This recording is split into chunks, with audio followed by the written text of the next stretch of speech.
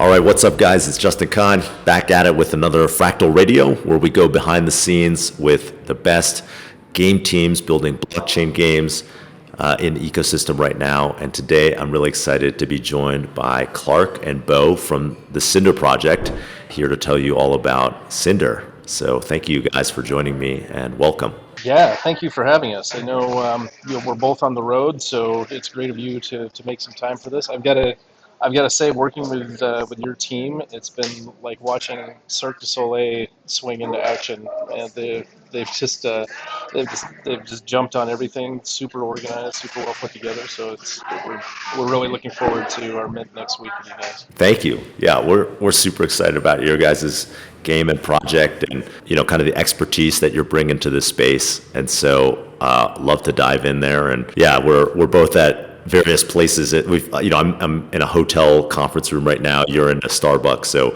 to the audience out there, if there's a little bit of noise, we apologize. But we just want to get this out to you guys really soon. And so this is what we're doing. So you guys both have a tremendous amount of game experience and experience building traditional games. Can you walk us through that? What's your background? Yeah, so Bo and I first met working together at Wildworks. Bo's been an entrepreneur for a long time, and I'll let him tell you about that. But I've been in the games industry now for about 25 years. My first games I worked on were on the Atari Lynx, so really dating myself there. But yeah, started in the early '90s, made lots of blow stuff up games, lots of games for different consoles up to the Jaguar and the Dreamcast and PS1, PS2. About 2003, we started a new studio to focus on games for younger audiences, thinking that we could bring some of the technology from AAA to audiences that really hadn't had good quality games. And we did some console stuff there. We did some stuff with other IP. But really hit it big in 2010 when we launched Animal Jam. And Animal Jam kind of presaged what we're doing now with Cinder in the blockchain space, because it was really driven by community and by user-generated content, creative content that the users put their heart and soul into. When we started seeing things like Solana smart contracts emerging and what people were starting to talk about with NFTs, this is how it should have been all along. If you're gonna put your soul into an avatar that you create, or a virtual space in your game, or even objects and things that you create, why shouldn't you be able to tokenize and own those and carry them with you in a real way? So Cinder's been an exciting opportunity for us, and it's been a whirlwind, kind of crunching on this and getting it ready to launch. But we think that on mint day, when people are able to jump into this world, they're going to be pretty stoked to see what we've got. But Bo, I think you've got to give us a little rundown on your background as well. All right. I'm a born geek. I came out of the womb with a laptop, I tell people, and technology is just something that I've always been really, really interested in. I started gaming, my younger years, and then realized when you get deep into the trenches of tech, you just don't have enough time to play the games. So I kind of pride myself in focusing on the tools and tech that allow the creative geniuses, Clark and the team, when they come up with these ideas, these game loops, to make it possible. So we're kind of that foundation to allow this, the gameplay and the fun to take place. But with Animal Jam, when I joined, as Clark was mentioning, Animal Jam became a very, very successful property incredibly quickly. And so we ran into a good problem, which is scaling. We ran into a problem with how do we support the number of players, the sheer number of players coming into this this virtual world. And so we got into microservices early on. Nowadays it's a common thing, right? Everybody does it, but we did it kind of before it was popular, and I'm glad we did, because we have some pretty awesome tech. We've got over 230 microservices that run our games, and we can pick and choose depending on the ideas that are coming up for gameplay.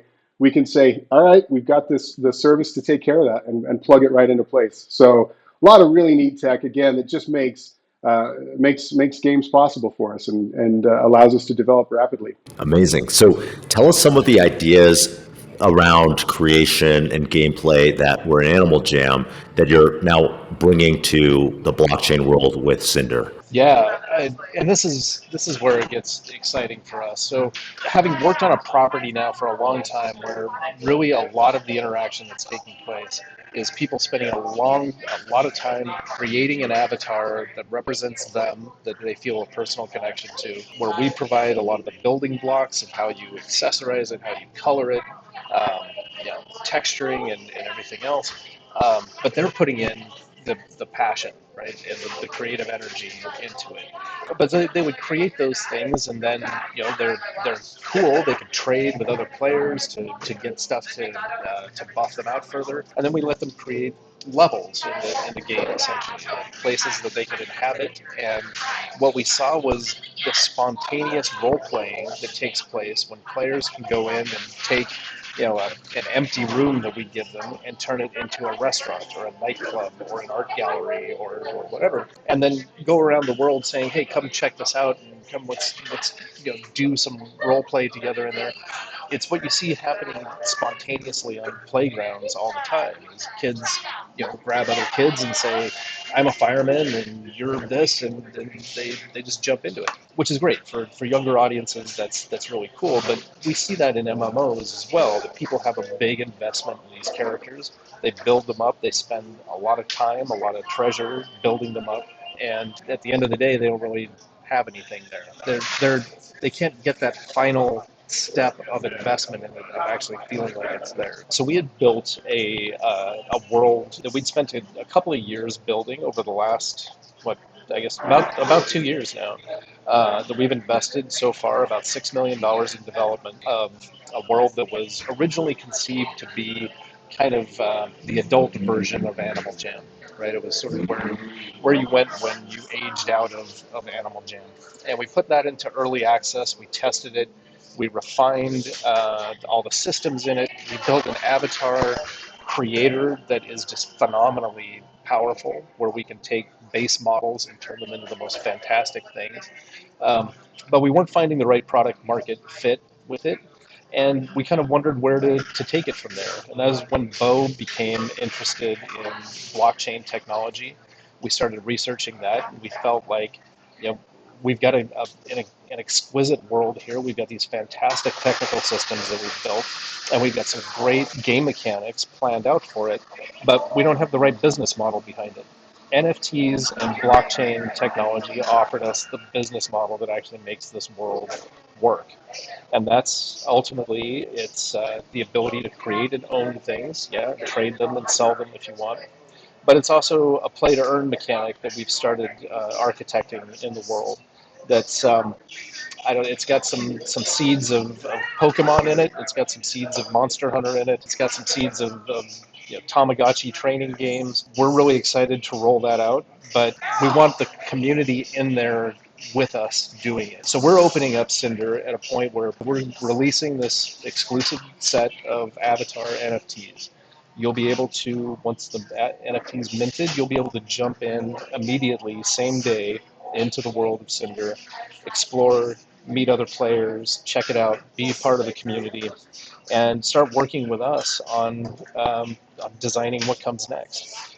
We have a roadmap built out for here's when we're introducing play to earn mechanics, here's when we're introducing this and that, but you're going to be in there as this is all coming together and only being part of the design community that's making it happen. Amazing. So just to highlight that point, like you guys are actually gonna have a playable environment, a playable thing day one after the mint, and like that's very new. Kind of like different for blockchain games, which are very nascent right now, and oftentimes they're being funded, before they have something that's ready to release to the public. Yeah, I mean, I think we should make it clear, because I know that that's been the model very often with blockchain-based games, is that you use this initial NFT drop to fund development. We've already funded development.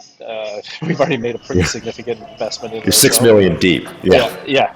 We've got a lot of skin in the game, so we're not looking at a drop of a few thousand avatars to you see a lot of projects. I see, this is the nice thing about working with Fractal is that so much of this is vetted. You're working with real game teams that have built games, and you see real gameplay coming out of it. But a lot of the stuff that, as you know, you see going by, these guys they make a lot of money on an initial mint, and then they go on Reddit and try and figure out how to make a game. We're starting on third base here with that already built. It's already beautiful and fun to run around in. So yeah, you'll be able to mint your avatar, jump in there, and then strap in because we've got a lot of cool stuff coming. If I can, one thing that gets me excited about the project is just that it's real, right? The wise words of my dad are undercommit and overperform, and that's really what we're doing here with Cinder. Is day one people are going to be able to jump into this beautiful virtual world, this metaverse, and see what it's all about. The other thing that's cool is we've got a laundry list of features that we could release, in a rapid succession after mint. But it's really important for us to get the voice of the customer, get the players, get the people that are interested in the project, invested in it, get them in, and let's find out what they want to do. And that's the other thing about Web3, right? Is getting the voice of the customer becomes a lot easier, and that iteration cycle we can really dial in the fun with those capabilities. So Yeah, that's what I love about Web3 is it's so community driven. The ethos is you're building in public with, audience feedback.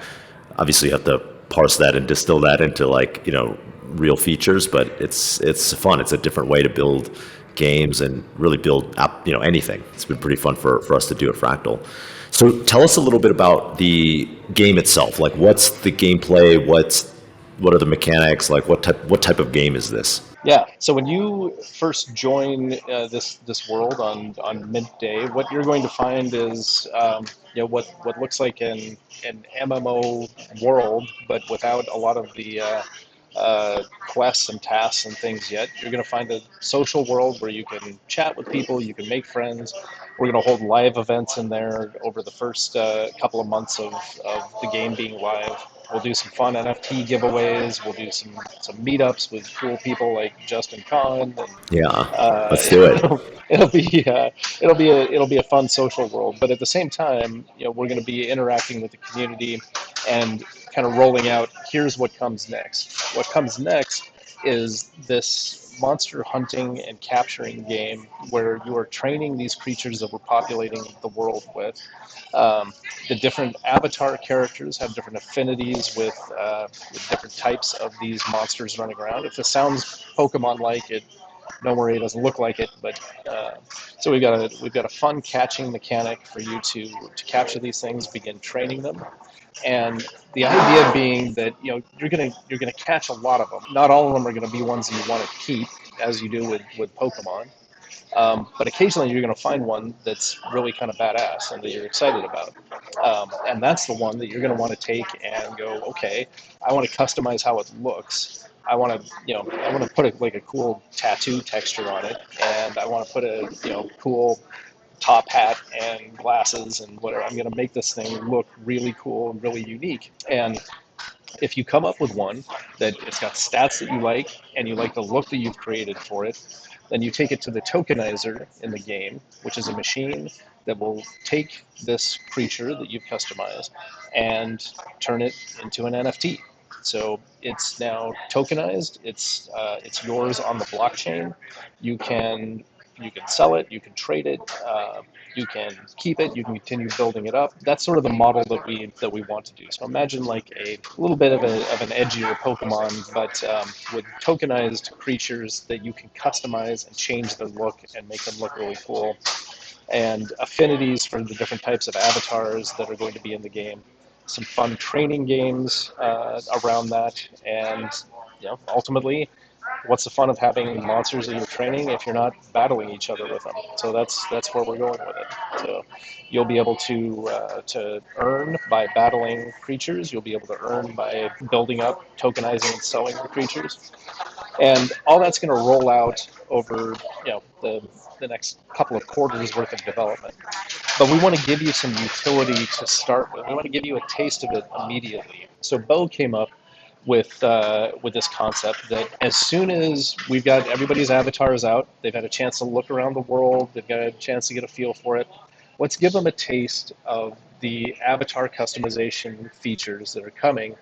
We're going to drop everybody who has one of these Cinder Fae avatars a creator token, which will allow them to generate a new avatar from that. And when they generate that avatar, now that's tokenized. They can sell it. They can. You've just gotten some immediate utility from your NFT, in that you can keep your original Fae character, but you can also now you've got something that you can sell that will let somebody else into the game too. Awesome. That's so cool. So like an immediate free community airdrop, like giving everybody something for participating in that first mint. I think, we've got to take it just one step further than that, because it's not just a random free, giveaway. The whole idea of allowing somebody to create something, we've seen it with our previous properties. We'll make these tools that I might even call rudimentary tools, these creation tools, right? Like almost like a Microsoft Paint. And we'll see somebody create a Van Gogh with these tools. It is absolutely incredible. And so with Cinder, we've taken, I think we've leveled up our content creation tools, and the capability that people will have to create these characters is fantastic. It's really neat. And again, so it's not just at random, they get some kind of a free giveaway. It's them putting themselves into an NFT. And by doing so, there's this innate value there that they could turn around and sell, or they keep it. But it's really neat to see. It's mind blowing to see what people come up with and can create with the tools that we've developed. Awesome. Well, I can't wait to try it, and I can't wait to mint mine and play around with it. Okay, cool. So I want to switch gears a little bit. I know on your site you called out something that's really important to me, which is the carbon footprint of putting this stuff on the blockchain, and putting NFTs on the blockchain. And I just wanted to talk about that because it seemed like it's something that was important to you guys as well. How do you think about it? Yeah. The DNA that we're coming from is, from Animal Jam to everything that WildWorks has worked on, we're carrying into Cinder, and that's that. We've tried to be an educational resource for the health of the planet, and we're one of the founding members of the United Nations Playing for the Planet Alliance with Microsoft and Sony and other game companies. That's important to us. And if this was just a matter of us looking to raise as much funds as possible, let's be honest, we'd be on Ethereum, right? There's a lot of wallets there, and there's a lot of people with money to spend there. I didn't become interested in blockchain technology until I saw that there was an actual sustainable alternative to that, one that's extremely fast and secure, as Solana is, but one that really, having done the math on it, will actually be it will have less carbon impact than the credit card payments that we've been taking in our other games. The fact that Solana uses such an efficient distributed validation network that is so quick, I think that a lot of people still don't understand. They demonize the NFT space as being destructive to the environment without understanding that there is a world of difference between a proof of work and a well-constructed proof of stake validation network. Bo can geek out on that more than I can, but that's been my feeling on it from the beginning, is that we wouldn't be in this space if we couldn't do it in a way that was sustainable and ideally even an improvement on the payment practices that we're using already. 100%. There's so much FUD around NFTs, and people kind of, without understanding the nuances of the different technical stacks, form an opinion because of something they read on CNN.com like 5 years ago, right? And this is, I think there's this huge difference with Solana and many of the L2s that are coming out that enable blockchain to be something that doesn't have a huge carbon footprint. Yeah, it can be done. It can be done well. It can be done intelligently. And hey, if when Ethereum 2 rolls out, hopefully that happens soon, and it reduces the impact of that blockchain on the rest of the NFT market, I'll be totally behind it. But I'm glad that we made the choice that we have. And I know, Bo, from your perspective, there's also a lot of advantages that come with the smart contract functionality of Solana and everything else, right? Yeah, there really are. Their performance is fantastic. It's, for me, as a tech geek, I'm always looking forward into the future. Part of my job is to look into a crystal ball and say, all right, what's next, right? Where is this going? And I've been fairly fortunate with my guesstimations. With Solana in particular, you look at Rust, you look at the language, you look at the overall architecture, and they have done a lot of things right.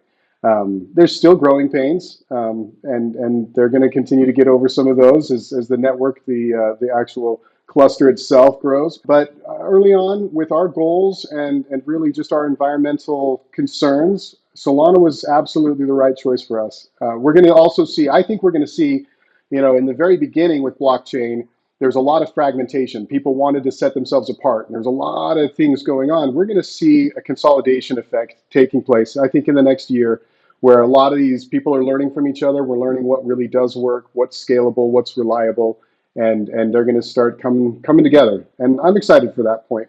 There's going to be some good interoperability between, like, we got Wormhole as a bridge, but all good things. Maybe I shouldn't have brought up Wormhole. There was an exploit recently, so maybe that was a curse word, but you get the point. So Yeah, well, maybe, they're probably investing more in security and audits now. So absolutely, absolutely. I guess my final kind of question is, if everything goes well with your mint and the plans for releases in the next couple quarters, where do you see this going? What's your ultimate vision for Cinder? When I look ahead to where I would like to see Cinder, where we expect to be building Cinder a year from now, we have an internal marketplace of our own. We have an L2 that Bo has constructed, that everything is running on it. We have the ability to do some unique smart contract stuff that's user driven, such as the ability to rent out your avatars or your creatures to battle with. Really, it's can we build a world where we're constantly adding new play experiences on top of a base mechanic so let's say we start out with, we've got a dozen different varieties of avatars, and we've got 100 different of these creatures that you're hunting and capturing and battling and training. What more can we do with them besides just a PvP battle? Can we take them into more kind of traditional MMO like quests? Can we layer stories and narrative arcs over the top of this world that are exciting and fun and give you a deeper insight into what brought this world into being? I think we're building the systems, the mechanics, the play to earn stuff now, but ultimately there's a story to tell here too. And we're kind of getting all the pieces in place before we start digging into that story, but that's going to be a lot of fun when we get there. If I can add, I started professionally skydiving when I was in my 20s, and I realized, when you can do something that you love, that you have a lot of fun doing, and it also can generate some revenue. I've jumped into NASCAR and the American Le Mans and the Indy 500. I think that is cool. There's something magical about that, and I think Cinder can bring this. If we can create an opportunity for people to have fun and love playing it, and also earning potential there, that's a win-win. So I'd love to see Wow, that. amazing, Bo! You're living on the edge, both of technology and of like in adventure sports. I love that. Yeah, if we want to talk about product or project risk, it's Bo getting busted up doing something crazy out of an airplane, because we've seen him come in before. Well, skydiving is actually technically very safe, right, Bo? That's right. I've got over 4,337 jumps, and I've only had one really close call. But all in all, that's pretty good odds, right? It really That's is. pretty good. It's Yeah, pretty good. and a lot of fun. Where can people find out more about Cinder on like what's your Twitter, Discord, and tell us the details of the mint again. Yeah. So let's talk about that. We would love to have people from the Fractal community join us in our Discord community. That's discord.gg/Cinder, Cinder. You can find us on Twitter at Cinder NFT. We would love to see you, interact with you there. We're also Cinder NFT on Instagram. But join us in the Discord, because we're doing AMAs all the time, and we have a lot of fun in there, and we've got a great community in there that loves to talk about the project and help newcomers out. So we would love to have you join there. So Mint, we're minting on the 16th next week. It's Wednesday. I can't believe it's finally here. It's Let's been long go. days and nights. Let's Long go. day, yes, LFG. It's been long days and nights getting here, but so excited. So yeah, next Wednesday that'll be Bo. Correct me if I'm wrong. 3 p.m. 3 p.m. That's the word on the street. 3 Pacific. p.m. What time zone? Pacific time. That's yeah, yeah. I Okay. don't know, Justin, what time zone you're in. Well, normally I'm in Pacific time. Right now, like, we're both traveling. I'm in Mexico, but yeah, it's Yeah. normally I'm in So, Pacific times. and of course, you're going to find this on fractal.is, and I'm sure we're going to have materials up there leading up to the mint. We've got a lot. You guys have already teed up some great stuff to show off. Yeah, we'll be posting a lot up to the mint, and you'll hear from us a lot about it. So I'm excited, and I'm excited to try the creation system because it sounds like that's your guys' specialty. It's pretty cool. Okay, It is. We so put a lot into that, and we're looking forward to it, and looking forward to get you into the world, Justin, and play around with us. perfect. Bo, Clark, thank you so much for joining me. We'll sign off and see you guys soon. Thanks, Hey, Justin. it's been a pleasure. Take care. Bye. Take care.